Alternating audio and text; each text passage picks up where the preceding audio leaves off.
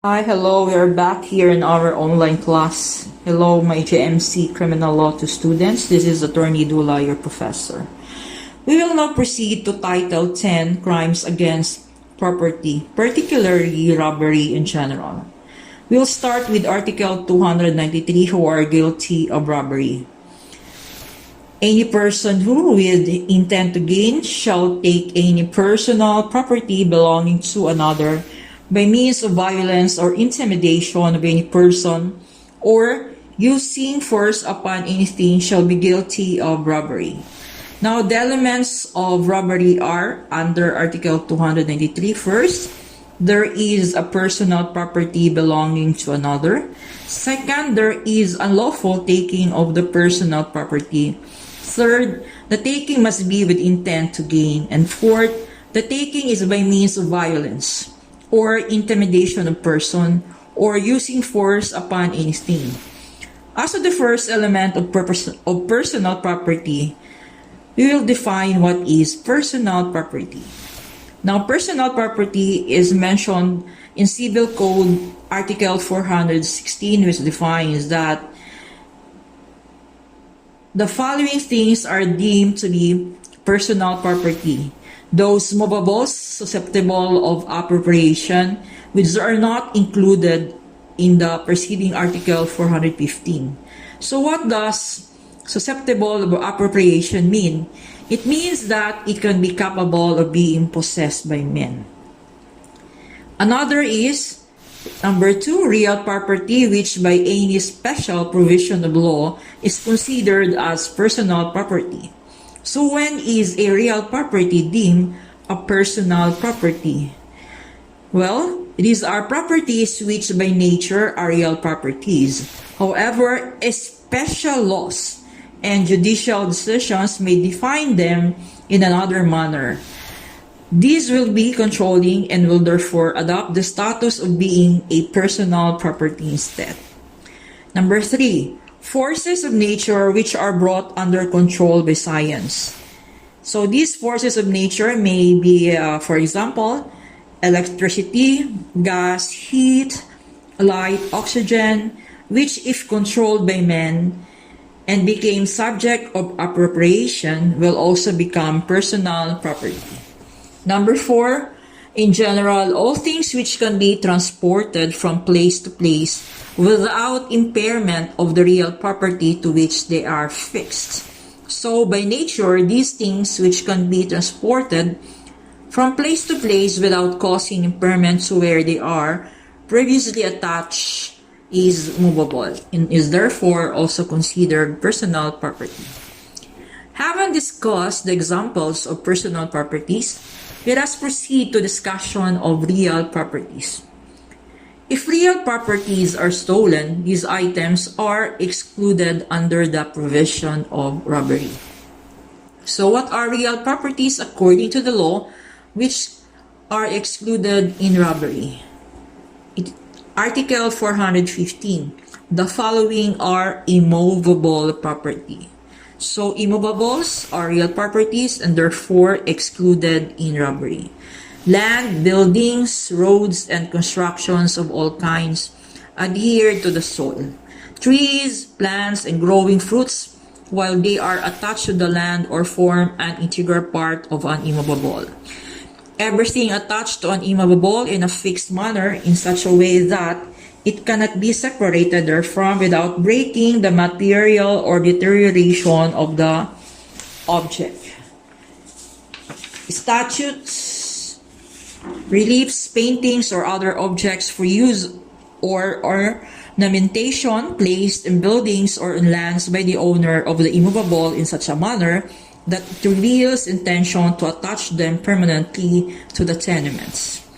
Number 5, machinery, receptacles, instruments, or implements intended by the owner of the tenement for an industry or works which may be carried on in a building or on a piece of land in which tend directly to meet the needs of the said industry or works. Animal houses, pigeon houses, beehives, fish ponds, or breeding places of similar nature in case their owners has placed them or preserves them with the intention to have them permanently attached to the land and forming a permanent part of it. The animals in these places are included. Fertilizer, actually used on a piece of land. Mines, quarries, and slug dumps, while the matter thereof forms part of the bed and waters either running or stagnant. Number 9, docks and structures which, though floating, are intended by their nature and objects to remain at a fixed place on a river, lake, or coast. Number 10, contracts for public works and servitudes and other real rights over immovable property. So any of these items defined as real property when stolen cannot be deemed as robbery under Article 293 of Revised Penal Code, which required the element to be a personal property.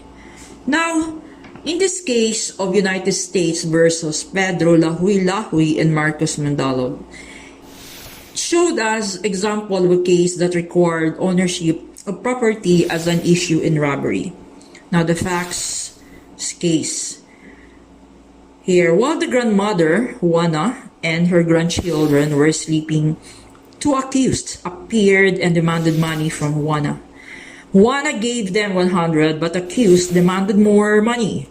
Unable to give more money, Lahuy struck her with a bolo just below her breast, killing her instantly. The two grandchildren, being greatly frightened, ran away and hid in the bushes during the night. The next morning, they returned to the house where their parents and discovered them dead too. The two grandchildren said they were threatened with death if they should make any complaint. So here, the accused were charged of crime of robbery with multiple homicide. Is the charge correct? The charge here is not correct. The Supreme Court held that in robbery, ownership of the personal property is essential. Although the grandmother was killed after a demand of money, but facts of the parents who were killed did not show whether money was also demanded from them. An important question arises in this case is the proof as to the ownership of the property which was taken by the accused. Here, in the complaint, the following were stated. The victims here were Juana and also the parents of the grandchildren. The complaint of robbery properly contained Juana as the person who was robbed, but it did not contain any discussion as to the other victims. We know that it is elementary that in crimes against property, ownership must be alleged, as this matter is essential that in crimes essential in the proper description of the offense. Variance in this respect between the indictment and proof will be fatal.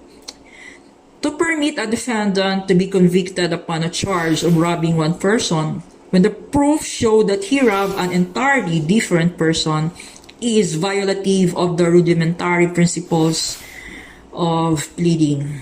If we should convict these defendants of robbery committed upon property of the parents, it is perfectly clear that they could also be prosecuted tomorrow for robbery committed upon the property of Juana.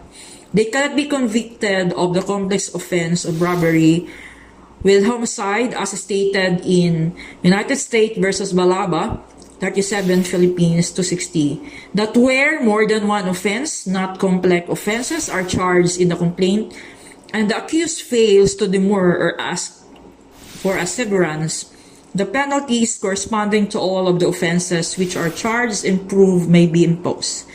The acts causing the violent death of the deceased must be qualified as homicide, as the record does not satisfactorily show how and in what manner they were executed. Meaning, although the defendant demanded money from the victims, however, the prosecution failed to establish that the taking of money was connected to their deaths. What was certain was the fact of death, and therefore, homicide is the proper case to be filed. The robbery have not